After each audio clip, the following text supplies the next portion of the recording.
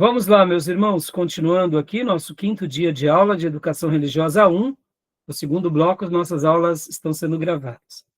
Fizemos uma visão panorâmica no primeiro bloco sobre o nosso país, mostrando o crescimento religioso do protestantismo, ou do povo evangélico, né? Eu gosto mais da palavra protestante, tá, irmãos? Só para deixar claro aqui. Evangélico hoje se vulgarizou, né? Você é evangélico? Somos evangélicos, é claro. Mas dentro da linha, nós somos mais protestantes, né? De uma linha mais conservadora. Eu prefiro ser chamado de protestante do que de evangélico. Não que evangélico esteja errado, tá? Mas, assim, né, só para se diferenciar mesmo, né, de que, não, esse grupo não participo, não compactuo e não fazemos parte. Eu prefiro dessa linha mais histórica, dessa linha mais reformada, dessa linha mais ortodoxa. E eu sei que, né, os nossos irmãos pentecostais raízes, hoje, graças a Deus, fazem mais parte desse grupo mais ortodoxo, né? Não culpem os pentecostais ou avivados pelos neopentecostais, tá bom? Não culpem. Neopentecostal, ele nasce do pentecostalismo, sim, mas a gente não pode culpar o movimento pentecostal por causa do neopentecostal, porque são ramificações que divergem, né? Pode ver, temos bons irmãos e boas igrejas pentecostais e que são conservadoras, ensinam a Bíblia. Podem ver hoje, a Assembleia de Deus, ela tem uma editora, meus irmãos, uma editora maravilhosa, tem publicado obras maravilhosas. Aqui no nosso seminário, nós usamos várias obras da CPAD. Por quê? Porque eles aprenderam, nasceram como um movimento pentecostal mais raiz, mas aprenderam que para que eles tenham saúde, eles precisam do ensino. E graças a Deus por isso, né? Tá bom? Então vamos lá, mesmo. Agora a gente vai falar um pouco mais sobre diferentes cosmovisões religiosas, ou seja, o que é uma cosmovisão, né? Então vamos lá. Leia para nós, Beatriz, por gentileza. Diferentes cosmovisões. Cosmovisão é a maneira como uma pessoa ou um grupo percebe, interpreta e entende o mundo, funcionando como um conjunto de crenças e valores que orientam a visão de vida, a filosofia e as ações. Ou seja, essa palavra cosmovisão, a sua definição é essa daqui que a Beatriz acabou de ler. Agora, percebam, irmãos, cosmovisão é para tudo, tá?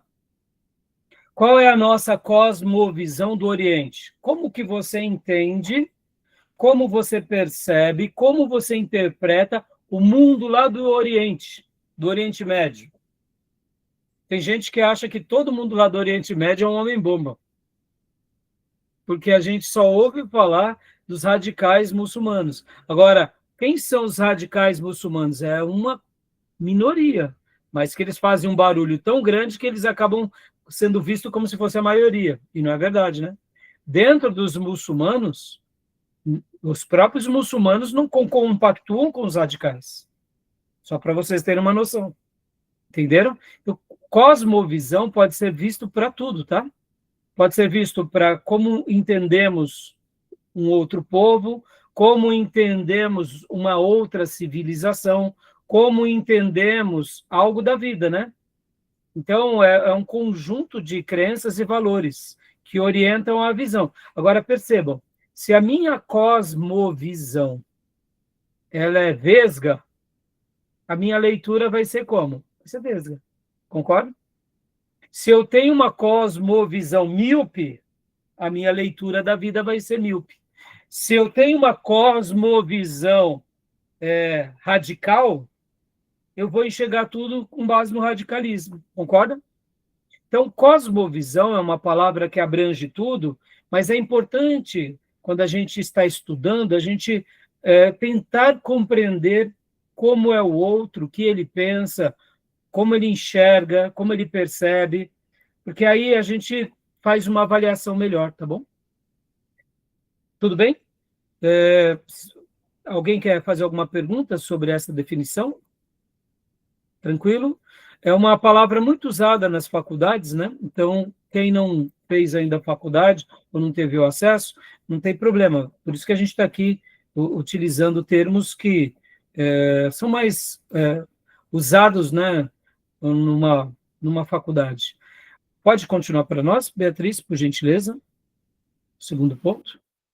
Uma cosmovisão é um comprometimento, uma orientação fundamental do coração, que pode ser expressa como uma história ou um conjunto de pressuposições que detemos sobre a constituição básica da realidade e que fornece o alicerce sobre o qual vivemos. Movemos e possuímos nosso ser. James W. Sire. Aqui já seria uma definição do James. Eu achei muito interessante. Agora, deixa eu fazer uma pergunta aqui para vocês. Olha só. Uma ideologia acaba sendo uma cosmovisão? O que vocês acham? Pode virar uma cosmovisão da pessoa, eu acho. Ela vai influenciar a cosmovisão? Vai. A ideologia, como a palavra já define, né, é uma ideia, é o que ele crê, ou como ele crê. No entanto, essa ideia, ela pode nortear todo um comportamento, concorda? Então, assim, é bem curioso, né? Tanto a palavra cosmovisão quanto ideologia, elas podem ser, eu diria, elas acabam estando um pouco próximas. Eu sei que elas são palavras diferentes, são conceitos diferentes, são ideias diferentes. A ideologia está mais voltada, como a própria palavra, né, se o radical demonstra, a ideologia vem de ideia. Qual é a ideia que está por trás daquele pensamento? A cosmovisão é mais uma avaliação de como eu enxergo, não necessariamente como eu creio ou como eu penso. A ideologia é o que eu acredito. A cosmovisão é o que eu percebo. É como eu interpreto. Por exemplo, qual é a minha cosmovisão dos ingleses? Se eu, por exemplo, tenho uma percepção muito boa da história da Inglaterra, do povo inglês, conheço, né, o Reino Unido, as implicações, os desdobramentos na história, como que tudo aconteceu, então eu tenho uma percepção de como eles são. Eu tenho uma cosmovisão de como eles foram, são, como agem, como pensam. Agora, a ideologia inglesa, ou seja, como os ingleses agem, como os ingleses pensam, quais são as ideias que norteiam as tomadas de decisões, conscientes ou inconscientes dos ingleses. A palavra ideologia ela está sendo muito usada nos nossos dias, né, por causa dessa polarização de esquerda contra direita, né?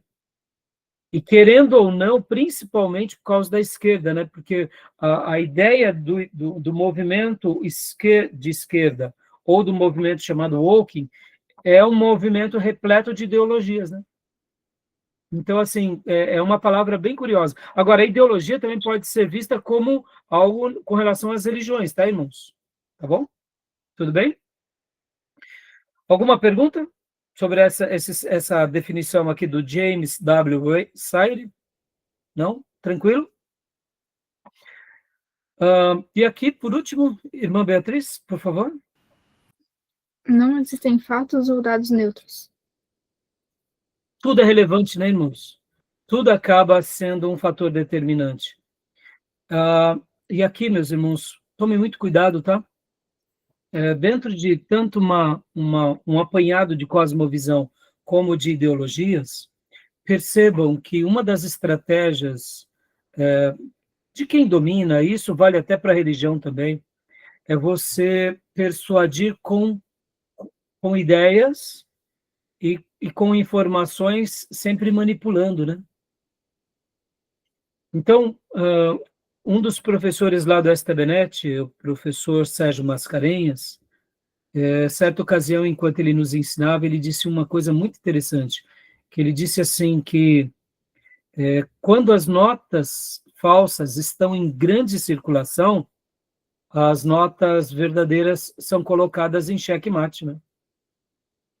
Se eu digo uma mentira agora, e se eu fico reprisando essa mentira sistematicamente com vários aliados, e aqui eu digo políticos, empresários, mídia, grupo de professores, se eu fico repetindo essa mentira por várias frentes, chega uma hora que a mentira passa a ser verdade. E as verdades, que são minorias, são colocadas em xeque-mate. Porque as pessoas, elas acabam aceitando a mentira como uma verdade. Interessante, né? Então, a gente tem que tomar muito cuidado. Por isso que nós, servos de Deus, a gente precisa estar muito convicto do que a Bíblia diz. Porque nós descansamos na certeza da Bíblia. Deus disse. A palavra de Deus fala. Ou seja, a gente descansa nisso. Já já a gente vai entrar aqui nas questões da pós-modernidade, vai ficar mais claro isso, tá bom? Mas por isso que a verdade de Deus, e ela é questionada o tempo todo, porque na hora que você consegue dizer que a verdade de Deus, ela não é absoluta, ela é relativa, aí você macula a essência da verdade. Interessante, não? Tá bom? Vamos lá, próximo ponto. Agora a gente está olhando agora não para cosmovisão política, não para cosmovisão brasileira propriamente dito, mas para cosmovisão religiosa brasileira. Tá bom?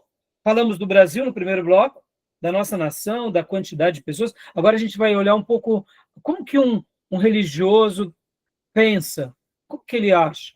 Então, leia para nós, irmã Beatriz, por gentileza. Cosmovisão católica. A salvação ocorre pela cooperação entre fé e amor. A salvação é recebida de forma mecânica. Fé e razão são colocadas em oposição. Visão hierárquica e dualista da criação. Outros mediadores assumem o lugar de Cristo na redenção da humanidade. Né? Aqui, o católico, querendo ou não, nós não podemos falar que eles não pregam amor e que eles não pregam a fé. Isso é mentira, eles pregam. Mas podem ver que a salvação para eles é mais um gesto de trabalho, de fé e de amor do que a salvação pela graça, não é assim? O católico tem um pouco disso na sua essência. Pode ver, ele faz obras. E fazendo obras é como se ele estivesse dizendo, estou sendo salvo. A ideia da salvação pela graça não é tão difundida para eles. A ideia das obras é mais, né? Pode ver que a salvação ela é recebida de forma mecânica, né? Eu não sei se vocês foram católicos, mas podem ver que dentro do catolicismo, inclusive nós aprendemos no módulo anterior, como a Miriam até lembrou, né, Miriam, sobre a igreja na matéria de eclesiologia, quando nós falamos sobre os sacramentos, lembram? A salvação ela é recebida de forma mecânica, porque dentro dos critérios de um bom católico, você precisa fazer parte do sacramento da missa, né? Você tem que ir no sacramento da missa. Se você vai à missa, é que você está na igreja verdadeira. Se você está na igreja verdadeira, você está salvo. Então, está tudo bem. É mais mecânico, né? É uma coisa como se fosse uma prática, tá bom? Tudo bem até aqui? Alguma dúvida sobre essas questões, né? Eu sei que agora, recentemente, o Papa Leão XIV deixou bem claro sobre a redenção em Jesus e não em Maria, mas eu não sei se vocês acompanharam, deu um bom debate nas redes sociais essa questão, não foi? Vários padres questionando, falando, outros afirmando a leitura do Papa, mas também puxando a brasa para Maria, né? Notaram? Vocês acompanharam um pouco ou não? Um ou outro mostrando que... então, eu tive, como estudioso, né, eu acompanhei bastante, deu bastante comentário, e assim, né, a gente tem que orar bastante pelos católicos, irmãos, para que eles se voltem para a Bíblia, e que eles realmente... que Deus possa abrir os olhos, né, deles. Essa é a minha oração. Eu acredito que um dia Deus pode fazer uma grande obra em todos os católicos no Brasil e no mundo, viu? Tá bom? Então, assim, essa é a minha oração, porque eu fui um católico e eu posso dizer, irmãos, que eu aprendi muitas coisas boas do catolicismo. Se eu falar para os irmãos que eu não aprendi, é mentira. Eu aprendi, sim, eu aprendi o valor da fé, o valor do respeito, do amor a Deus, de uma devoção. Só que no meio de tudo aquilo que era bom também vinham aquelas práticas que são os dogmas católicos, que são, né, eu diria, os desvios doutrinários que, ao mesmo tempo, também me prejudicaram, porque a gente acha que está fazendo o que é certo, mas quando Deus abre os nossos olhos, a gente vê que aquilo era um engodo, né? Então, tudo bem? Alguma pergunta sobre essa cosmovisão católica? Algum acréscimo? Querem fazer alguma menção? Deixa eu só fazer mais uma pergunta. Percebam, irmãos, evangelizar um católico, deixa eu fazer uma pergunta aqui. Evangelizar um católico é fácil ou é difícil? Sejamos honestos. O que vocês acham? Difícil. Você acha, Fia? E os irmãos acham difícil ou fácil? Depende do católico. Depende Se do for católico. se for um católico praticante, pode esquecer. Oxo, né? Se Poxa. for aqueles mais antigos que não troca nem remédio genérico pelo outro, porque tem pessoas que é assim, né? Não troca. Na farmácia tinha muito isso. Você foi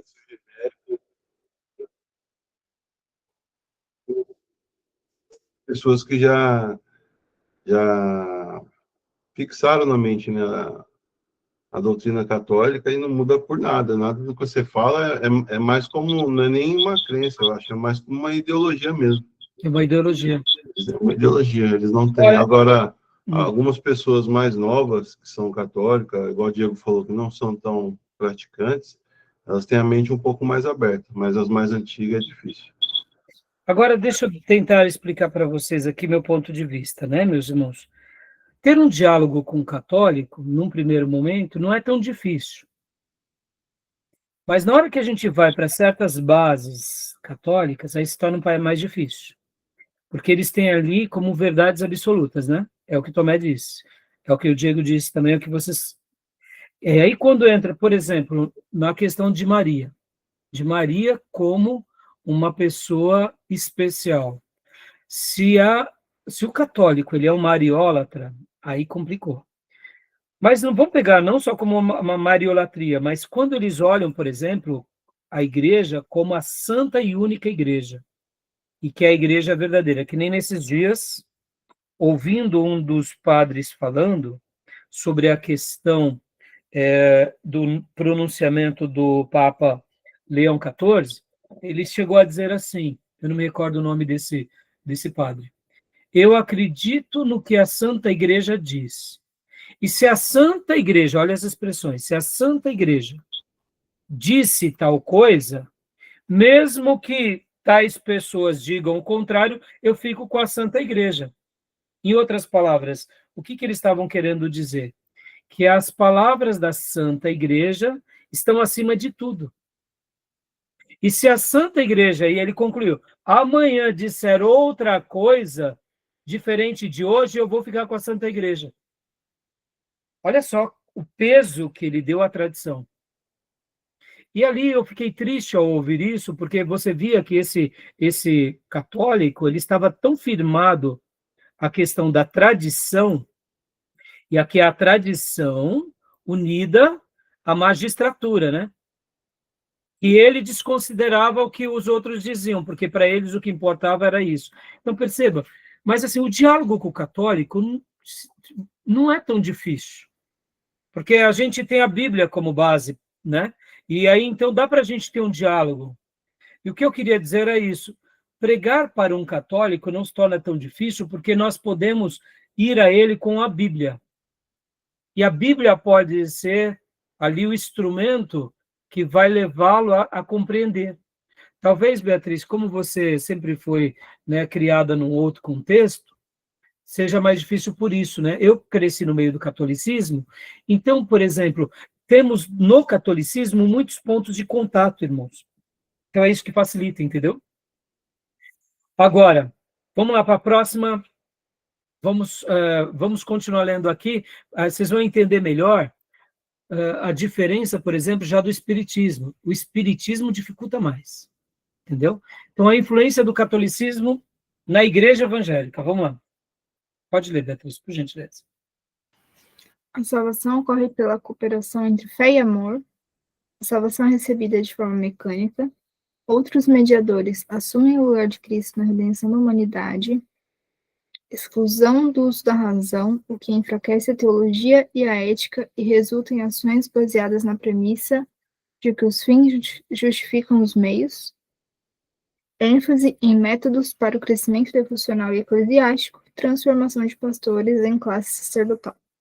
Então, aqui só, né, mostrando de que se nós não tomarmos cuidado com o catolicismo, a gente acaba trazendo do catolicismo várias práticas para o mundo evangélico, viu, meus irmãos?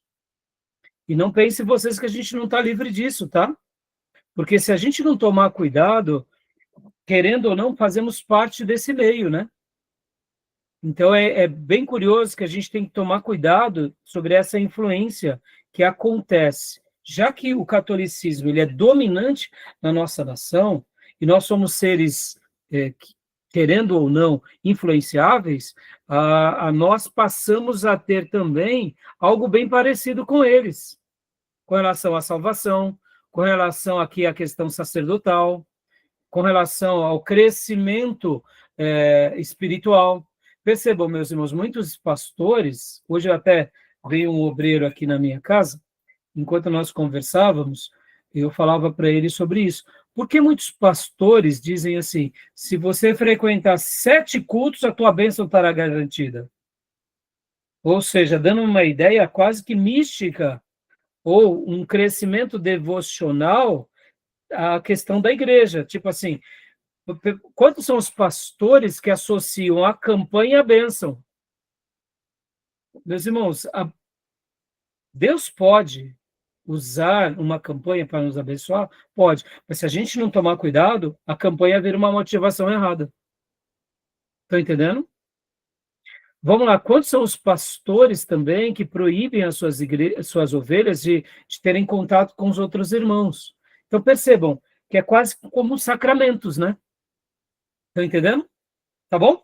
Então, se a gente não tomar cuidado, as práticas do catolicismo começam a fazer parte das práticas da igreja protestante. Estão muito próximas. E aí, quando a gente vai ver, a gente se perde. Vamos lá agora. Cosmovisão do Espiritismo. Lê para nós, Tomé, por gentileza. Alguma pergunta sobre o catolicismo, meus irmãos? Aqui não é religião de aulas comparadas, tá? Mas estamos abordando tudo isso para a gente chegar no ponto principal. Porque na nossa igreja vão entrar católicos, vão entrar espíritas. Agora, irmãos, também outra coisa. Tentem sempre ter um diálogo com qualquer religião sem ofender, sabe? É muito importante, meus irmãos, é muito importante. Não é porque nós acreditamos, e aqui eu digo isso em alto e bom som, acreditamos ser da religião verdadeira, ponto final. Eu não tenho dúvida disso. Que a gente vai ter intolerância ou ignorância com aqueles que não estão conosco. Vocês se lembram que há muitos anos atrás, o bispo da Universal chutou uma santa? Lembram disso? Vocês se lembram? Talvez a irmã Miriam vai se lembrar, porque eu lembro que lá no pregão, quando isso aconteceu, alguns irmãos meio radicais começaram a falar, tá certo, tem que fazer isso. E aí eu já comecei a silenciar os irmãos. Falei, não, tem que fazer isso não. A gente não tem que chutar nada que é dos outros, não. Por quê, irmãos? Guardem essa expressão. Cada religião tem os seus símbolos sagrados. E o que é um símbolo sagrado para um religioso? O símbolo sagrado para um religioso é praticamente a lembrança da sua fé, do seu Deus, das suas crenças. Então, no momento em que alguém vai lá e tem a estátua da Aparecida e chuta ela, eu estou pegando o símbolo sagrado daquela religião e estou tratando com descaso. Pastor Rai, mas lá no Velho Testamento, o rei, o profeta não destruía os ídolos. Vocês têm que lembrar que lá era uma monarquia teocrática. E nós não estamos diante de uma democracia teocrática. Estão entendendo? Nós não estamos. Nós não concordamos com nenhum tipo de religião, mas nós não podemos tratar com desprezo humilhação quem pensa o contrário da gente. Isso é importante, meus irmãos, porque eu lembro que esse bispo fez isso, e eu lembro que era um culto de oração na nossa igreja. E lá na igreja eu falei, irmãos, não fiquemos fazendo guerras sagradas, porque senão a gente pode causar uma guerra. Eu lembro como hoje, meus irmãos, no nosso país, por causa de uma tolice como essa. Nesses dias que o bispo chutou lá a santa, pouco tempo antes, lá na Irlanda do Norte, eles lutavam contra a Irlanda do Sul, e eram os protestantes contra os católicos. Era guerra, meus irmãos. Percebam, por causa de uma tolice pastoral, pode acontecer uma guerra religiosa no nosso contexto. Vocês estão entendendo como é perigoso? Meus irmãos, eu não concordo com nenhum tipo de ídolo, e eu acabei no módulo anterior de falar sobre o ídolo de neopentecostais, que é o poste-ídolo de Mamon, que é o Deus do dinheiro, não falei isso? Que muitos protestantes adoram um ídolo invisível, que é o ídolo da prosperidade. Só que como nós não temos a figura, o ídolo visível da prosperidade, então parece que nós podemos se aventurar a isso. Não, o apóstolo João vai falar que a avareza é idolatria, o amor ao dinheiro. Depois Paulo vai falar, é a raiz de todos os males. Mas o apóstolo João, salvo engano, foi João, disse que o amor ao dinheiro é idolatria, ou seja, há um ídolo invisível. Então, eu estou falando dos ídolos que podem estar dentro das igrejas evangélicas. Agora, não é por isso que eu vou entrar dentro de uma igreja neopentecostal e vou chutar os irmãos, vou bater nos pastores. Vocês entendem, meus irmãos? Percebam como essa é uma linha muito perigosa. Então, eu estou falando tudo isso para vocês porque os símbolos sagrados não pertencem nem a um padre. Eu me recordo uma vez que o padre de Fábio de Mello, ele estava numa entrevista, não me lembro se era Danilo Gentili, era uma dessas, tipo Jô Soares, e aí alguém falou alguma coisa para ele, o entrevistador, e ele disse assim, não, eu não posso utilizar dessa, por exemplo, ou da batina, ou do ídolo, porque ali é um símbolo sagrado da religião católica, e eu sou um sacerdote católico.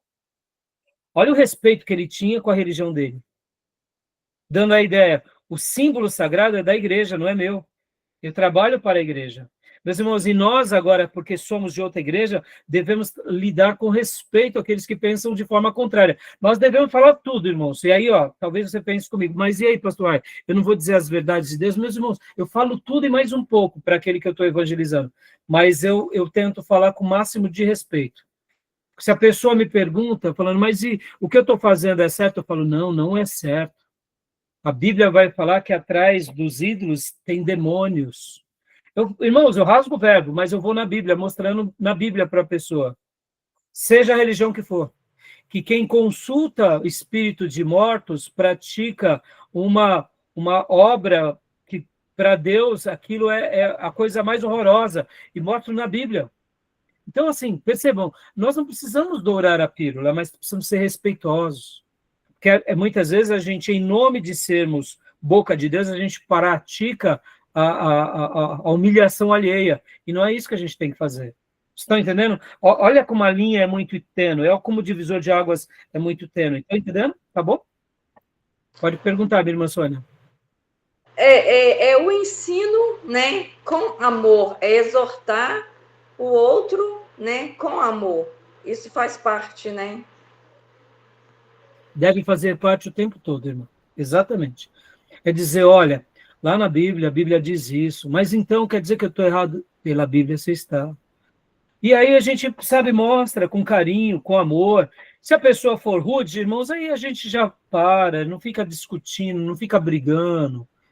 A gente, naquela hora, olha, eu não vim aqui para brigar com você, vim aqui para ter um diálogo. Mas assim, se preparem, irmãos, que a gente vai tomar pedrada, metaforicamente falando, mas pode ser até real. A gente pode passar por péssimos lençóis, porque as pessoas, vai acontecer isso, né? Tá bom? Mas a gente não pode ser desrespeitoso, né? A gente tem que seguir os passos de Jesus, tá bom? Tudo bem?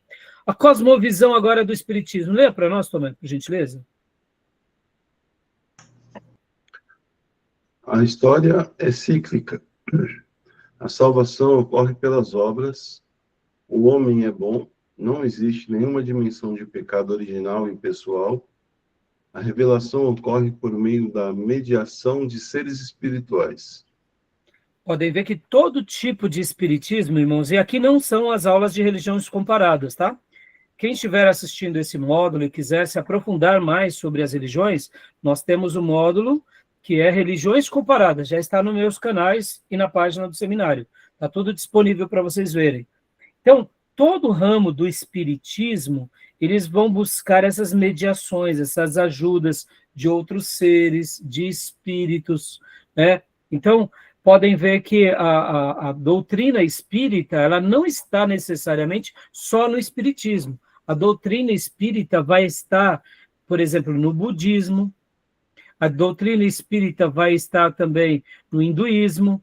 Muitas religiões, elas têm uma matriz espírita, recebem outro nome, mas a sua base, ela é praticamente espírita, tá bom? Muitas religiões espirituais, como as religiões que predominam no Japão e na China, têm um fundamento do espiritismo, tá bom? Continuando aqui. Influência do espiritismo na igreja evangélica. Agora, olha só, irmãos, a salvação ocorre geralmente para o espírita pelas obras, não é? Lembram? Você faz boas obras, porque aí, quando você reencarnar, você vai evoluindo, não é? Então, é por isso que você faz boas. Se você fez obras ruins, você, na outra reencarnação, vai sofrer. Então, percebam. Agora, vem cá. Estou falando sobre um tipo de espiritismo, por exemplo, mesa branca, mas temos umbanda, temos macumba, temos a quimbanda, temos várias ramificações no contexto africano e brasileiro, né? Olha só que interessante. Na igreja evangélica, a gente sofre algumas influências do espiritismo? Você acha que sim ou não? O que vocês acham? Quais, Sim. por exemplo? Quais? Sim. Quais? A das boas obras, né? O que mais? Além das boas obras, que vocês se lembram? Eu lembro quando ele recebe eles têm aqueles momentos de quando as pessoas lá se incorporam e às vezes na igreja as pessoas às vezes ficam rodopiando lá. É tipo o espiritismo, né? Da Umbanda, sabe? Lembra bastante, né, Miriam? Sem fazer juízo de valores, eu não concordo com isso, meus irmãos, mas assim, percebam, por que eu estou falando isso? Se eu dar uma coisa aqui bem sutil para vocês, o povo brasileiro, ele é místico ou não? Muito místico ou não? Isso é uma influência espírita. Isso é uma influência totalmente espírita. Se nós falarmos assim, domingo agora na nossa igreja, e fizermos uma divulgação muito grande nos meios de mídia tal, porque a gente vai fazer uma grande aula aprendendo a Bíblia, você acha que a igreja vai estar cheia? Vai vir pessoas da cidade? Não. Mas se a gente falar que vai vir uma pessoa que lê o futuro, vai estar lotado ou não vai estar? Não vai ter nem carro para passar, não vai ter lugar para... As pessoas vão... Se a gente começar a divulgar alguma coisa mística, enche. Porque isso está no tecido brasileiro. O brasileiro, ele é místico. Pode ver. Aconteceu tal coisa. Isso daqui eu tenho que fazer uma simpatia, não é assim? Eu tenho que tomar um passe. Eu tenho que... meu Deus do céu, estou soluçando. Molha aí a linha e gruda na testa da criança, não é assim? Isso tudo é influência do espiritismo. Eu me refiro, propriamente dito, a essas questões místicas, tá? Então, perceba que o espiritismo, assim como ele influenciou muito o catolicismo romano, que existem igrejas católicas que são, eu diria, praticamente quase que um culto afro. Podem ver que na Bahia a gente vê muito isso. Por exemplo, lá na Igreja do Bonfim, a figura do São Jorge, e não é diferente a influência do espiritismo na igreja evangélica. E quem foi que facilitou o espiritismo na igreja evangélica? Sabe quem? Os neopentecostais. Vamos lá. sabonete ungido, a rosa ungida, o perfume, o lenço, o caminho de sal, isso tudo são práticas espíritas. O pastor vestido de branco, meus irmãos. Vestido de, parece um pai de santo. O que é isso? Isso dá uma maneira de dizer assim, poxa, naquela igreja é diferente das outras, eu vou, porque lembra lá de onde eu ia. Estão entendendo? Isso são práticas espíritas dentro da igreja evangélica. E aí eu pergunto para vocês, a gente precisa usar os instrumentos do maligno para ganhar os filhos do maligno? Se a gente precisa, então vamos lá para o carnaval, meu irmão. Vamos criar uma escola de samba e vamos lá tocar lá no meio do carnaval. A gente precisa usar as armas das trevas para ganhar os filhos das trevas? Percebam, meus irmãos, como a gente pode ser ludibriado sem ter um critério bíblico. Isso vale para tudo, tá, meus irmãos? Eu estou fazendo dando essas ênfases para mostrar que o espiritismo, ele infelizmente influenciou demais a igreja evangélica. E aqui estamos nós para reescrevermos a história. Tá bom? Deixa eu até fazer um elogio aqui aos nossos irmãos presbiterianos, viu? Os irmãos presbiterianos, em virtude do exagero das igrejas protestantes, principalmente pentecostais e neopentecostais, de ficarem ungindo tudo, eles pararam de ungir na igreja. Porque, irmão, vamos lá. A unção é bíblica ou não? É bíblica. Tá lá, Tiago fala. Mas avacalharam a unção ou não? Se vende unção de Israel, aí quando vai ver lá na igreja, tem um monte de azeite, galo, andorinha.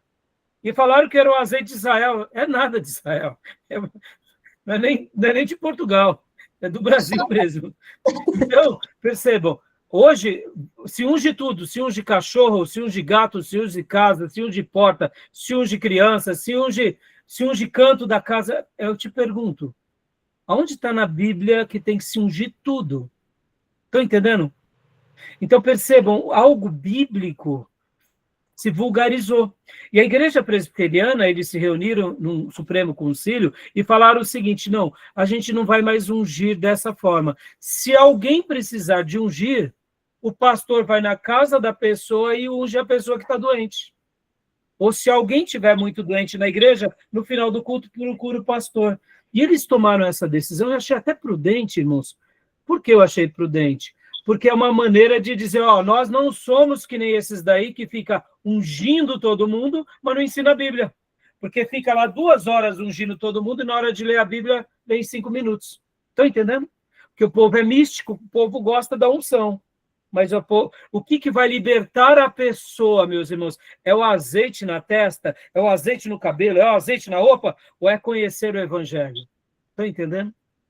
Estão entendendo? Não estou sendo contra quem unge, porque na nossa igreja a gente unge, mas eu estou dando esse elogio à igreja presbiteriana tradicional, porque eu achei que eles foram prudentes. Estão entendendo? Tá bom? Miriam, eu só vou bloquear o seu som, porque ele está dando microfonia, tá? Pergunta, irmã Sônia. Pode perguntar. Não sei se está muito dentro do que a gente está estudando, mas sobre as fotos, né? Atrás a foto de fulano de tal ou roupa de fulano de tal para a gente poder estar orando. Então, a irmã está me fazendo uma pergunta, né? Isso. Vamos lá. Tem algum problema orar pelas fotos? Não. Tem algum problema orar pelas roupas? Também não. Mas qual é a minha motivação, muitas vezes, de orar por uma foto? Ou quais são as motivações de muitos pastores? No momento que eles olham a foto, eles já revelam. Eu estou vendo aqui. Tem um tranca-rua aqui, viu, irmã? Ai, irmã, tem uma pombagira no marido. Aí pronto, a mulher já está desesperada que o marido já não está dormindo em casa. Aí leva a foto do marido. Aí o profeta ainda fala que tem uma pombagira, pronto.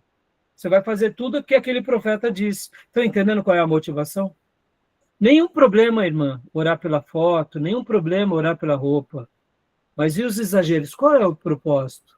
propósito é místico, a gente vai chegar lá nos slides. Vocês estão entendendo como essa aula de hoje ela está saindo de um macro, né, sobre conhecer o povo, saber um pouco da nossa história, saber um pouco da quantidade de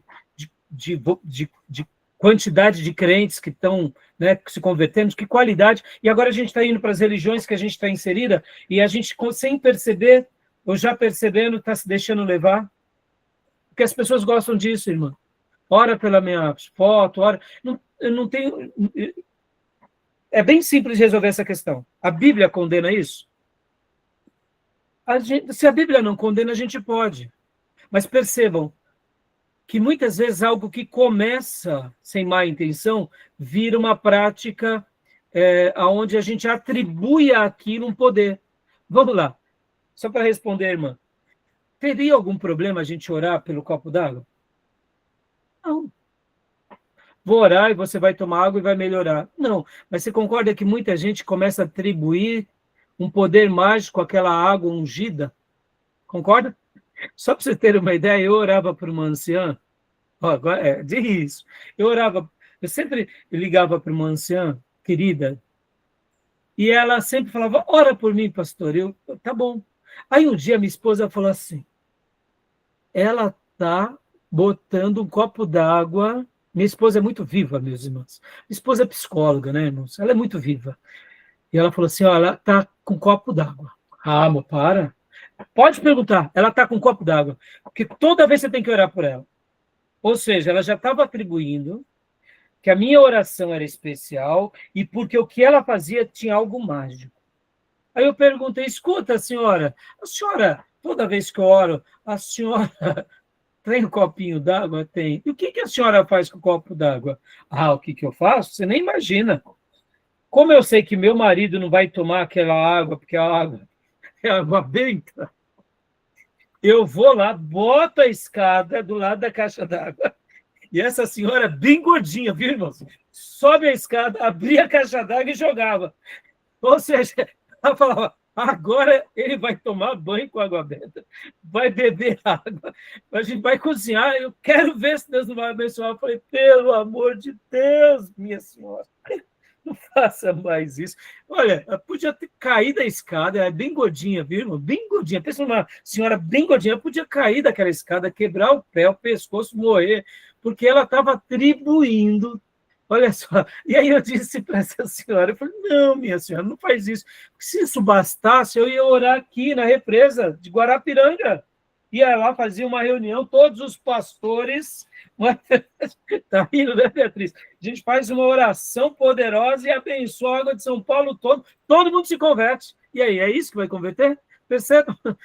Uma coisa que começa com uma boa intenção, num terreno místico, se perde. E o que nós temos que fazer? Nós precisamos fazer que nem os pastores presbiterianos. Opa, vamos parar com essa prática. O nosso povo é místico. Se perderam. Algo que não teria problema virou uma celeuma. É de rir, né, Beatriz? Mas a expertise dessa senhora, né? Estratégica. Estratégica. Não entendi. Estratégica. Estratégia, né? Ai. Então, tome a leia para nós. Vamos correr agora, meus irmãos, por causa da hora. Ai. Influência do espiritismo na igreja evangélica. Interesse obsessivo pelo sobrenatural, especialmente pelas questões ligadas à ação demoníaca.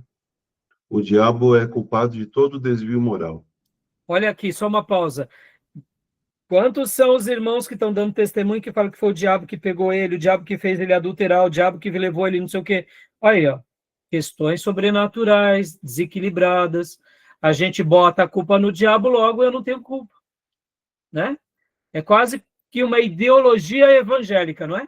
Porque quando eu digo que o culpado é o sistema, o culpado são os empresários, o culpado são os bilionários, logo, eu não tenho culpa nenhuma, eu posso fazer qualquer arruaça, qualquer anarquia, porque a culpa é do outro. E isso é verdade? Não. Né? Então, olha a ideologia distorcida, né? Pode ler o 2 também, por gentileza. Superespiritualidade extrema e legalista. Qualquer dimensão lúdica é vista como pecaminosa. Tudo é proibido.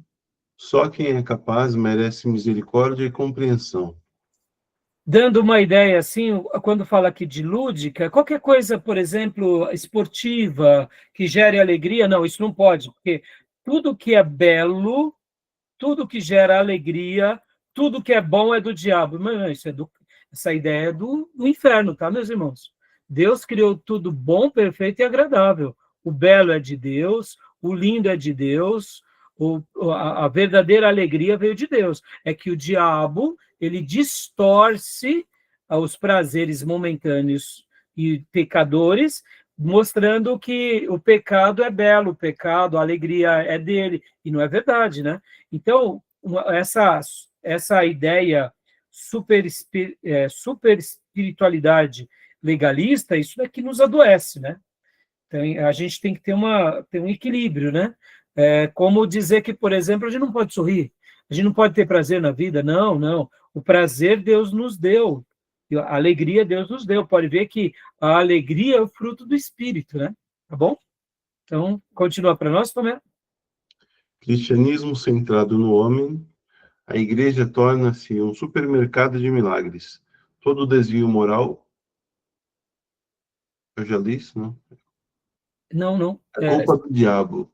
ênfase em novas revelações espirituais. Aqui, o cristianismo centrado no homem, lembra? Você já deve ter visto isso.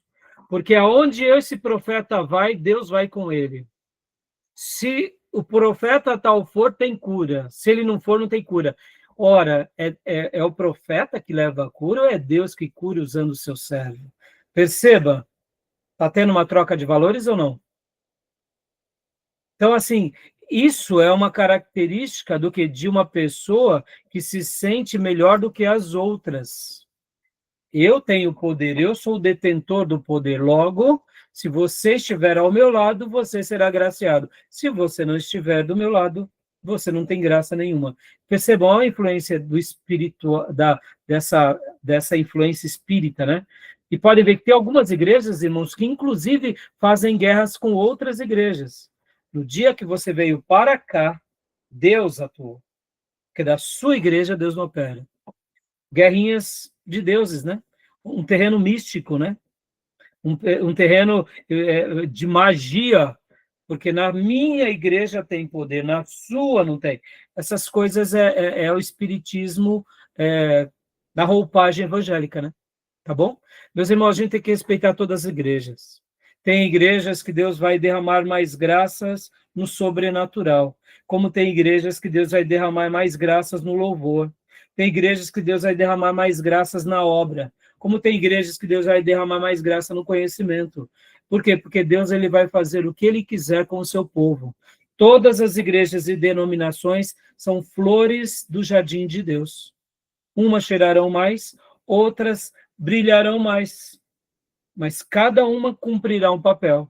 Agora, na hora que eu digo eu sou girassol, eu sou a única que contempla o sol, e todos vocês não são mais nada, só porque são margaridas, ou quem sabe azaleias, a gente está desprezando o que Deus faz, tá bom? E esse terreno, né, de misticismo nada mais é do que o espiritismo, né? Pode ver, os neopentecostais estão em guerra entre eles. Por quê? Porque são falsos profetas, a grande maioria deles. A gente não está em guerra contra o outro irmão. A gente está, eu diria, tentando somar entre todos, né? Agora, vamos falar um pouco sobre o animismo. Já ouviram essa palavra, animismo? Não. Já ouviram a palavra... Tudo bem sobre o espiritismo, meus irmãos? Respondeu, irmã Sônia? Né? A gente tem que tomar certos cuidados, né? Então, vamos lá aqui. Vocês já ouviram falar da ideia panteísta? Filosofia panteísta? O que é o panteísmo? O panteísmo é uma filosofia onde Deus está em todas as coisas, não é isso? Deus está no cachorro, Deus está na árvore, Deus está na terra, Deus está na pedra, Deus está em tudo. Então, essa é uma ideia panteísta. Eu pergunto, Deus está em tudo? Não. Ele é um ser, ele é uma pessoa que cria todas as coisas. Estão entendendo? tudo é criação de Deus, mas Deus não está na árvore. Dando essa ideia mística. Sabe lá do Avatar? Vocês assistiram o Avatar? Do James Cameron? Aquela ideia mística de conexão com a árvore. Irmãos, agora deixa eu traduzir aqui, vamos abrir um leque aqui. Nós, seres vivos, estamos em total conexão uns com os outros e com a criação. Podem ver que a nossa composição veio da onde? Do pó. E para o pó vamos voltar. Mas o que é o ser humano, senão uma energia viva e ambulante num mundo que está em total mudanças, né? Tendo contato com outras energias. Aqui eu não estou falando de energias de forma mística, tá, meus irmãos? Eu tenho aquela cadela da polícia, sabe? A belga malinois, aquela cadela que os policiais têm. Meus irmãos, ela eu tinha 2 dessas cadelas, eu tenho uma, né, hoje. É uma cadela maravilhosa, mas ela tem uma energia, irmãos. É uma energia. Vocês já viram aquele desenho Tasmania? Sabe Tasmania? Quem cria a belga malinois fala que o belga malinois é uma pilha alcalina Duracell com Tasmania dentro. Meus irmãos, a minha cadela, ela tem uma energia, por isso que é usada no exército, por isso que é usada... É uma energia que impressiona a gente. É um cachorro para trabalho absurdo. Lembra muito aquele cachorro que é o cachorro pastor, né? Que é o pastor de ovelhas, Ai, meu pai, deu um branco. Heeler. Hã? Blue Heeler, acho que é esse nome. Eu acho que não, é o outro, irmã. Esse daí eu não conheço. Mas tem vários pastores, né? Tem aquele pastor que é um preto branco, que é um... ai, me deu branco, agora eu vou lembrar. Labrador. É outro. Tem um pastor que é pastor de ovelha. Tem uma energia muito grande, sabe? Border Collie. Border Collie, obrigado. Isso, Border Collie. Border Collie tem muita energia, porque ele é um cão de trabalho, um cão de chácara. Ele gosta de bicho, ele é muito inteligente. O belga malinois é parecido com o Border Collie, só que é um cão policial. É para defesa, para ataque, né? É literalmente um cachorro. Então, por que eu estou falando isso, irmãos? A energia da minha cadela, ela sai assim do 8 por 80. Então, se ela está com medo, ela treme. Ela treme tanto que ela treme o corpo todo. Se ela começa a ficar com medo, dá dó, porque ela entra numa... Parece que ela vai desmaiar de colapso, irmão. Treme. Vocês já viram um cachorro que treme muito? Vocês não têm noção. Por que eu estou falando isso? Todo ser vivo tem energia. Tem uma energia da sua vitalidade. Então, dizer sobre a energia humana e mistificá-la é perigoso. Podem ver que nas religiões as pessoas começam a mistificar. Então, o panteísmo é uma filosofia que vai falar o seguinte, que Deus está em tudo. Nós não acreditamos dessa forma. Mas agora vamos ler o que é o animismo. Leia para nós, irmã Sônia, por gentileza. Está bloqueado o seu microfone, irmã Sônia. Animismo, o que é?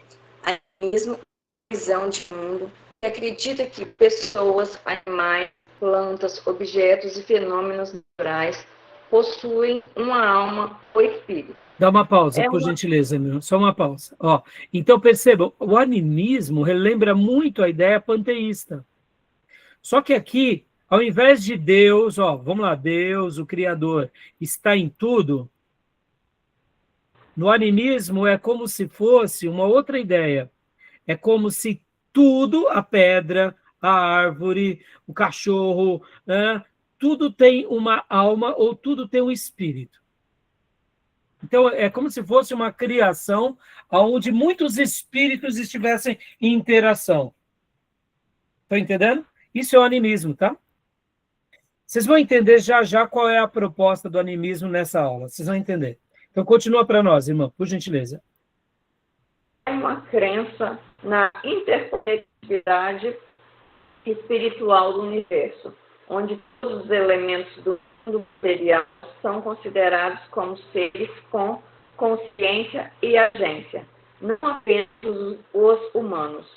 Ou seja, então, já que todos os seres possuem uma alma ou um espírito, então todos os elementos no mundo material são também, de uma certa forma, seres espirituais que estão se interagindo.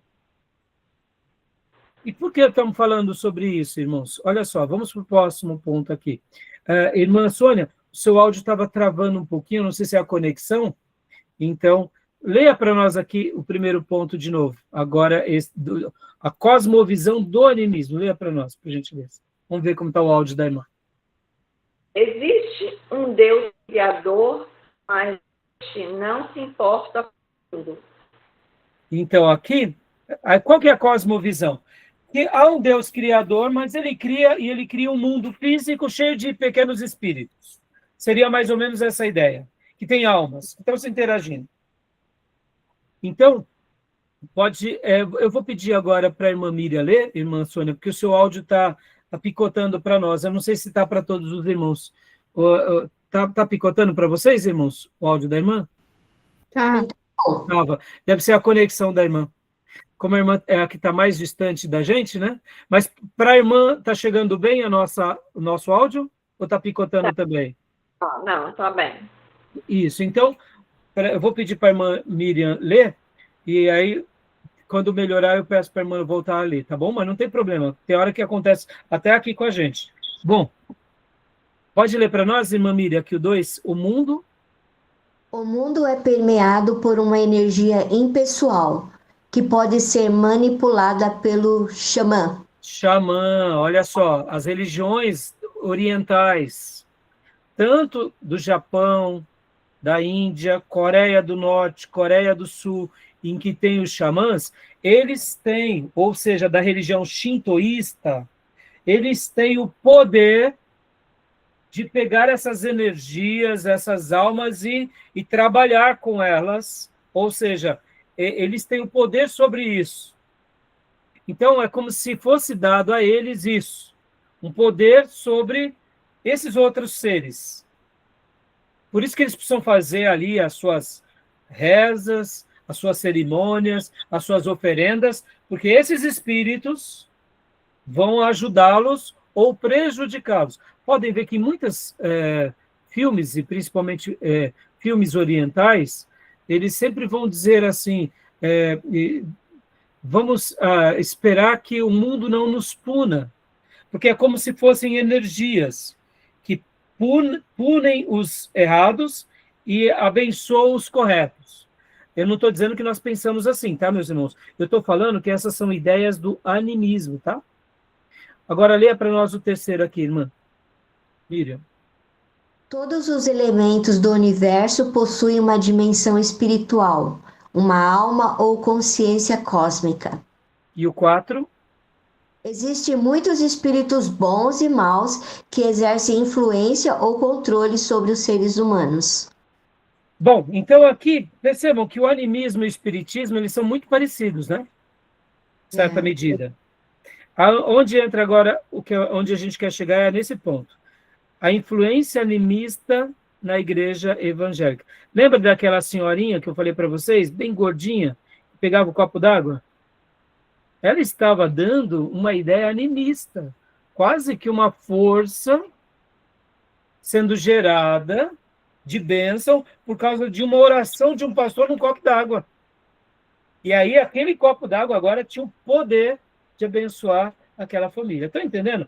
Não é uma ideia mística que atribui uma força maior do que é? Estão conseguindo compreender? Deu para entender? Tudo bem? Então, leia agora para nós, Miriam, a influência do animismo na igreja evangélica. Olha só. A motivação deixa de ser adoração a Deus e passa a ser um momento da semana em que buscamos recarregar-nos dos bons fluidos vindos de Deus. Não precisamos nos preocupar com o próximo. Ou seja, qual é a ideia animista, muitas vezes, que está dentro da igreja? Eu fui para a igreja, recebi aquela paz, está ótimo, está bom. Ou seja, é como se, não, agora eu recarreguei a minha semana para mais. Me entendam, irmãos, não estou dizendo que a gente não deve ir à igreja para se sentir bem, não é isso. Eu estou dizendo que cuidado com as ideias sutis e místicas, que a gente atribui a alguma coisa mais poder do que a Deus. Qual que deve ser a nossa motivação ao ir para a igreja? É para adorar a Deus. Naturalmente, Deus vai nos encher de graça. Deus vai nos revestir de poder. Mas se a gente não tomar cuidado, fique em paz, Diego, vai lá, Fiote. Se nós não tomarmos cuidado, a gente acaba atribuindo ao culto um poder maior do que a Deus. Ou a oração e a unção do pastor, ou a imposição das mãos. Estão entendendo? Isso tudo não está sutil? Mas vocês percebam a influência que isso vai sendo gerada. Agora, isso, de uma certa medida, acontece ou não na igreja evangélica brasileira? Estão entendendo, meus irmãos? Leia agora para nós aqui, minha irmã Miriam, por gentileza. O ênfase na utilização de fetiches para focalizar a fé e o poder dos espíritos. ênfase numa verdade esotérica reservada apenas aos líderes religiosos. A criatura toma lugar do Criador ou funde-se com ele, cultos e ritos de possessão dos adeptos. Ou seja, aqui dando essa mesma ideia que falamos há pouco. Então, ficou claro para os irmãos que muitas vezes, se a gente não tomar cuidado, a gente vai estar aqui, meus irmãos. Ó, deixa eu dar um testemunho para vocês rápido, agora para a gente fechar esse bloco aqui, para a gente ir para o último bloco. Olha só. Eu estava dando aula no seminário numa igreja muito boa, muito boa. Mas nessa igreja eles começaram a fazer uma estratégia de evangelismo, e nessa estratégia de evangelismo eles criaram o seguinte: 7 chaves da vitória. Então eles multiplicaram a igreja em pequenos grupos, e cada pessoa que ia numa daquelas reuniões ganhava naquela noite, naquela reunião, uma chavinha. Mas para a bênção deles se tornar completa, eles tinham que ir durante as 7 vezes. E ali, quando eu soube disso, dessa igreja, eu falei: pastores, cuidado, irmãos, cuidado. Porque se nós não tomarmos cuidado, as pessoas estarão indo nas nossas reuniões por causa da vitória, e não por causa do Cristo ressurreto. Perceba, parece bobeira, mas aquela chavinha vira um mantra, vira um objeto de adoração, vira um objeto sagrado, vira uma relíquia. Porque não, se eu for todos os dias e o pastor me der na primeira vez, na segunda, na terceira, na quinta, na sexta, eu vou obter a minha vitória. Eu te pergunto, e se Deus não realizar o que a pessoa espera? Ele vai se decepcionar com a chavinha, com o pastor, ou vai se decepcionar com Jesus? Estão entendendo como é perigoso? Eu sei que pode ser uma estratégia de podermos até esclarecer a pessoa, mas se a gente não tomar cuidado, uma ideia que é muito boa, o tiro sai pela culatra. Concorda? Se a gente for criar uma estratégia de evangelismo, a gente precisa ser muito sério nessa estratégia, porque senão a gente cria um grupo místico e totalmente envezado, achando que a gente está fazendo certo. E, de repente, a gente pulveriza essa ideia e, nos grupos, a ideia se perdeu totalmente. Tá bom, meus irmãos? Ficou claro que, muitas vezes, a ideia animista, não necessariamente na sua essência, mas de uma forma sutil, ela acaba entrando dentro de muitas igrejas. E percebam, olha o quanto nós, como pastores ou professores, precisamos tomar cuidado de ensinarmos apenas a palavra. Por isso que Paulo dizia a Timóteo: prega a palavra. A gente não tem que pregar a chavinha, o copinho ungido, a rosa ungida, o sal grosso, o culto da vitória. A gente tem que pregar a palavra. Amém? Tudo bem? Alguma dúvida? Deu para esclarecer? Alguma pergunta, meus irmãos? Irmãs? Não? E agora? Tem? Eu. Pode perguntar, pode perguntar. Pastor Rai, quando acontece assim, de uma mesma pessoa misturar várias religiões, por exemplo, em questão do luto, ela crê mais em questão de tipo espírita. Em outras questões, ela crê mais como evangelho. Como é que fica essa questão? Cada pessoa vai, né? É difícil a gente dizer, né? Por isso, o que passa na cabeça de uma pessoa, sabe, Beatriz? Cada cabeça é uma sentença. É difícil o que uma pessoa crê, né? Pode ver, muitas pessoas elas vão crendo no que elas desejam, né? Então, por exemplo, eu acredito na filosofia oriental porque isso me parece interessante. Ah, eu gosto do catolicismo romano porque isso me parece interessante. Ah, eu gosto daquele ramo do espiritismo porque isso me parece interessante. Está entendendo? Então, é difícil a gente conjecturar com base nessas pessoas, porque é uma pessoa que ela acaba acreditando em tudo que ela quer. Então, não tem muito o que a gente fazer. Por isso que a gente deve explicar a Bíblia, né, Beatriz, para essas pessoas. E pedir para que Deus, e é nessa hora orar por elas, para que elas sejam esclarecidas. Agora, a cabeça de uma pessoa é muito complicado para nós, né? Porque não tem como a gente mensurar, né? Ou dizer, né? A gente vai esclarecendo pela verdade. Por isso que um dos caminhos mais saudáveis ao discipulado, e a gente vai chegar agora no último bloco, é o que? É o discipulado bíblico, Beatriz. É mostrar toda a Bíblia, né? Toda a Bíblia. Porque mostrando toda a Bíblia, a pessoa vai tendo agora a verdade de Deus para que, quem sabe, faça um contraponto com aquilo que ela crê. Eu era assim, Beatriz. Por exemplo, eu gostava muito das religiões orientais, mas alguns pontos eu não gostava porque ia contra o meu cristianismo católico.